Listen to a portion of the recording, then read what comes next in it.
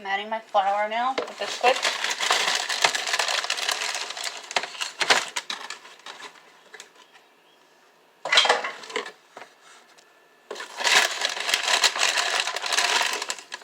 You'll also want to add about 2 tablespoons of milk. You don't want it too milky because then it's going to turn out into a cupcake, and that's not what I'm making.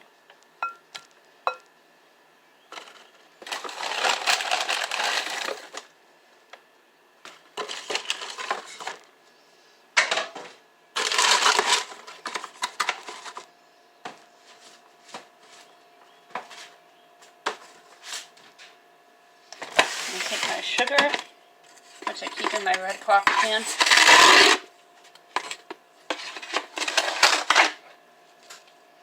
Add a cup.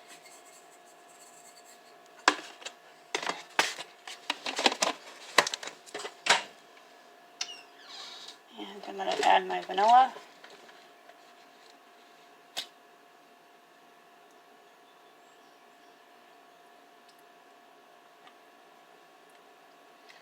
About a tablespoon or 3 teaspoons. Grab my eggs.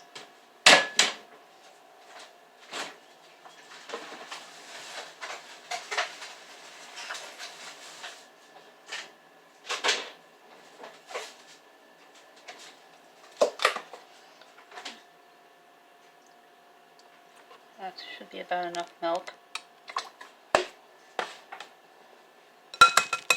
May add a little more if it's dry. Crack the egg. My hand's different. I always use a fork to stir or mix, is the proper term. Just a teaspoon more, so it's not too thick.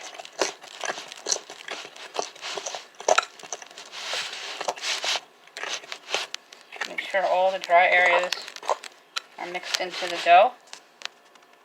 This is what your dough should look like at this time. I'm going to get my liners for my cupcake pan. This I purchased a few years ago at Walmart, and it's held up pretty well.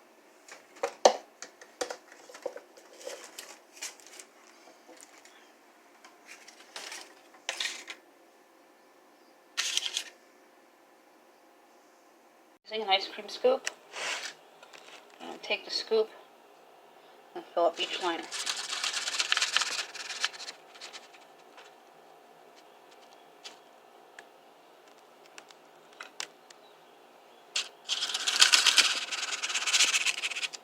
Bisquick is not just for pancakes. I also make my pizza dough with it.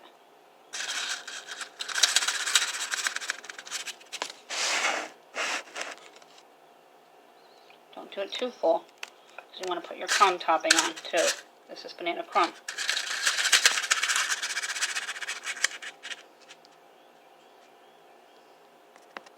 This is what the muffin tin looks like, or a cupcake tin, once it's completely full. Now you can put this into the oven at 375 for about 20 minutes. At 15 minutes, check with a fork. If it comes out clean, they're done all the way through. I'm going to take some of the crumb. We had a cherry pie last night, and this is leftover crumb from the cherry crumb pie. So I decided to save it for the muffins this morning.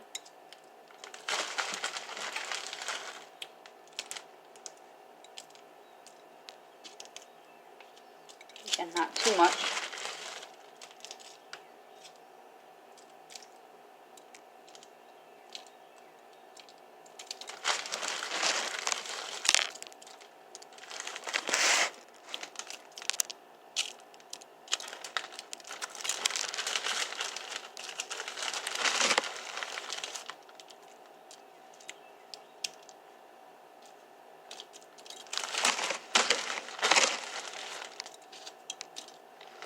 And the leftover crumbs the kids will top their ice cream with later. We had a busy day of homeschooling today. I hope everybody had a wonderful Mother's Day. Again, this is going to go into the oven at 375 for about 20 minutes. You're going to test it at the 15-minute mark. If the fork comes up clean, then you know that they're done. This is what they look like with the crumb topping, and now they're going to go into the oven. Being frugal, I'm going to put the rest into my loaf pan here. Make a small loaf of banana bread with a little bit of the crumb topping.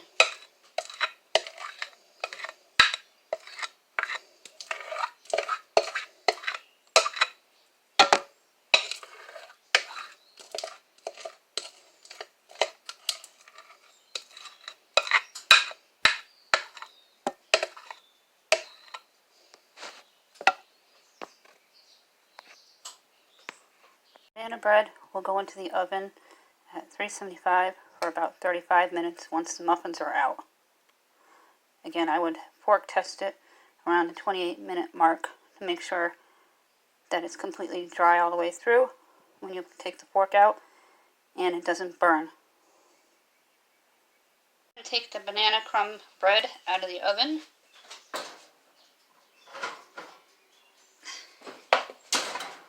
I'm going to check it with a fork. Stop my timer just in case. Here's the fork. See how it is still very wet? It's going to go back in. I'd say for about 12 more minutes. I'm going to turn it a different way so it cooks thoroughly.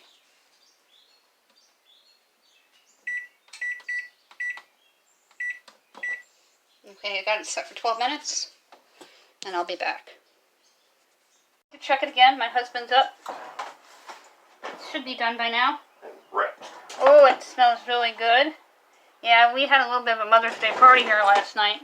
Meaning we as in him. Him.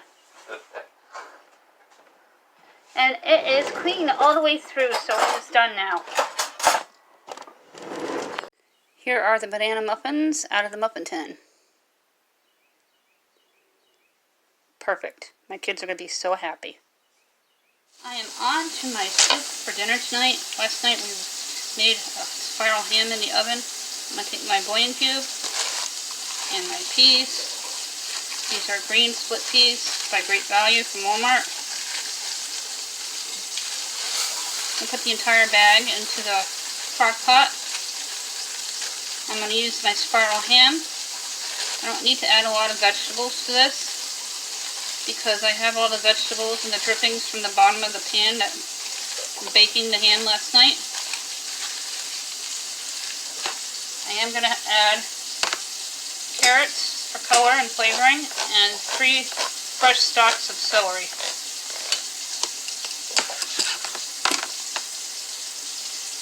Chop the celery thin. I got my water running in the background.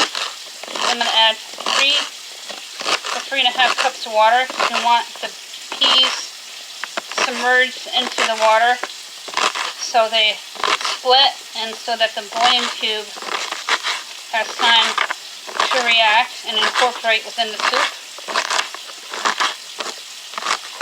Now I'm not going to use all of the leafy greens on the celery, just some of them, but never ever waste them because they're great for garnish and flavor.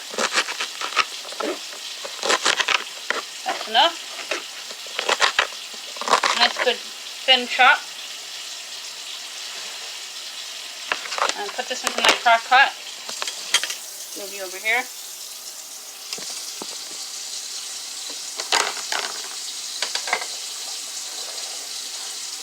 On my ham, I'm going to use my cooking scissors.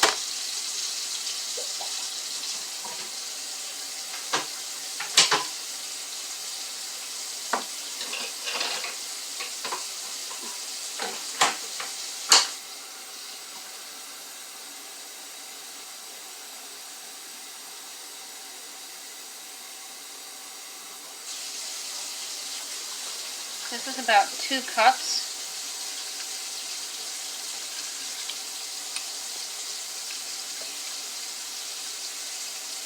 And I'm going to add about 1/4 cup to about here because it's almost submerged.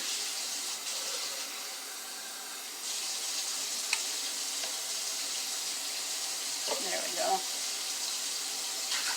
I have my ham that we baked last night. Now I'm not going to use all of it because I'm going to be making some Canadian bacon for breakfast. Always rinse your shears off before you use them. Going to kind of cube the ham.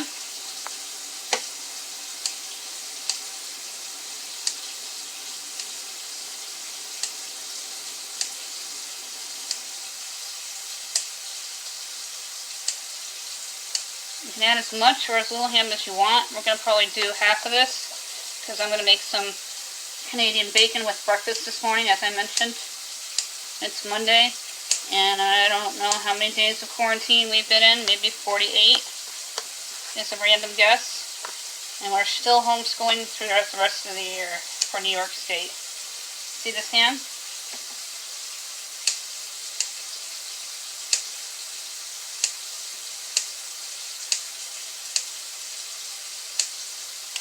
Watch your fingers. I snipped my finger a little.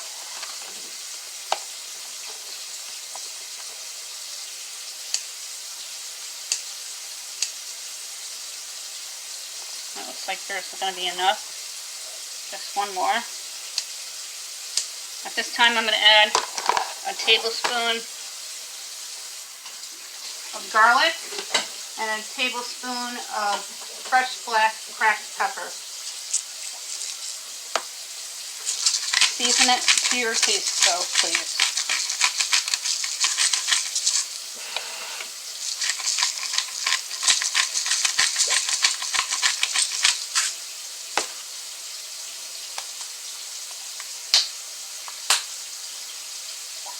Oops, that would have been bad.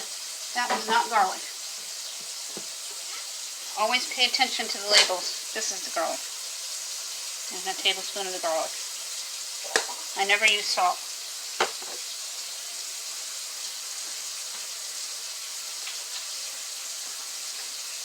This is my split ham and pea soup, French Canadian style.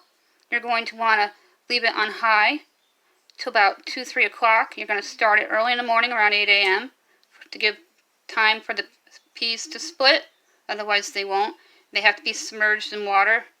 Like leave a little well. So like you see here, so that all the ingredients, including the bouillon cube, have time to incorporate within the soup.